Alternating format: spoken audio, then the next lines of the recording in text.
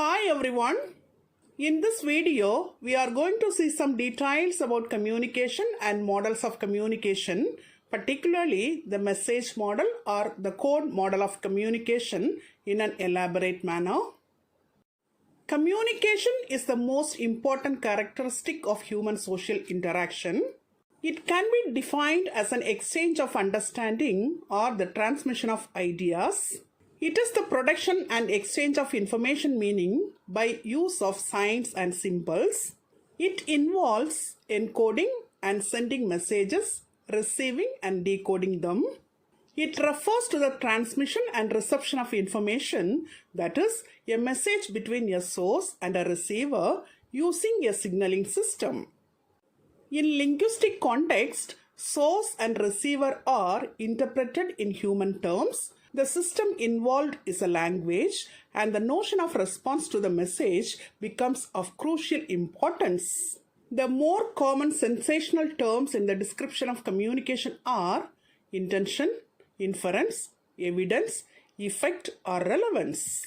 Models of communication are representations of the process of communication.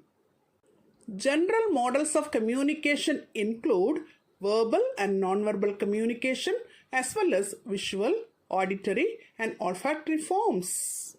In the widest sense, communication is not restricted to humans but happens also among animals and between species. However, models of communication normally focus on human communication as a paradigmatic form. Models of communication usually involve some type of interaction between two or more parties in which messages are exchanged.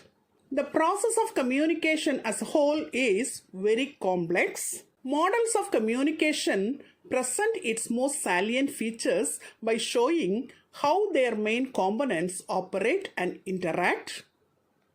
There are two models of linguistic communication. They are the code model or message model and the inferential model. According to the code model, communication is achieved by encoding and decoding messages. And according to the inferential model, communication is achieved by the communicator providing evidence. The code model and the inferential model are not incompatible. They are complementary since they can account for interaction of linguistic meaning and the contextual factors in utterance interpretation. Now let's see the code model or the message model in a detailed manner.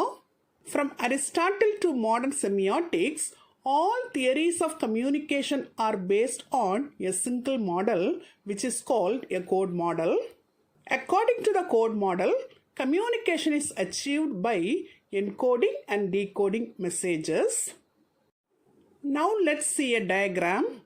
This diagram shows how communication can be achieved by the use of a code. The code model assumes that communication is a linear process in which a message starts at an information source and is then converted into a signal or a code. This signal then travels to the recipient who uses his or her decoding mechanism to extract the information in the signal.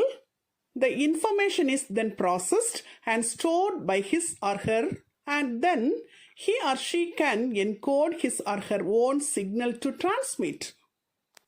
The communication involves a set of observing signals, a set of unobservable message, and a code, that is, a set of rules or procedures pairing messages with signals. The source message channel receiver model is usually described as a linear transmission model of communication. Its main focus is to identify the basic components of communication and to show how their characteristics shape the communicative process. A communicator who wants to convey a certain message transmits the corresponding signal which is received and decoded by the audience using an identical copy of the code. Successful code communication results in the duplication of messages The message encoded is identical to the message received. Signals are waveforms which can be phonetically represented. The messages are thoughts which can be conceptually represented, and the code is the grammar of a language which pairs phonetic representations. Linguistic communication is successful if the hearer receives the speaker's message. The speaker's messages work since they have been conventionalized as the meaning of expressions, and by sharing knowledge of the meaning of expression, the hearer hence can recognize a speaker's messages or the speaker's communicative intention. The message model of communication seems to be defective in that it does not accommodate most of the common cases of successful linguistic communication. To recover a determinate message, the message model of communication must assume that the language is unambiguous. What the speaker is referring to is determined by the meaning of the referring expressions uttered. The communicative intention is determined by the meaning of the sentence. Speakers only speak literally. Speakers only speak directly. And speakers use words, phrases, and sentences only to communicate. These 6 problems show why the simple message model of talk exchanges is inadequate to account for the normal human language use. For the hearer to identify the speaker's communicative intentions on the basis of speaker's utterances, a shared system of beliefs and inferences must be operating. Till now, in this video, we have seen some details about communication and also the models of communication, particularly the message model or the code model, in an elaborate manner. Hope you'd have understood it very clearly. Thank you for listening. For more videos on English language and literature, subscribe and watch our YouTube channel, English Language Waves.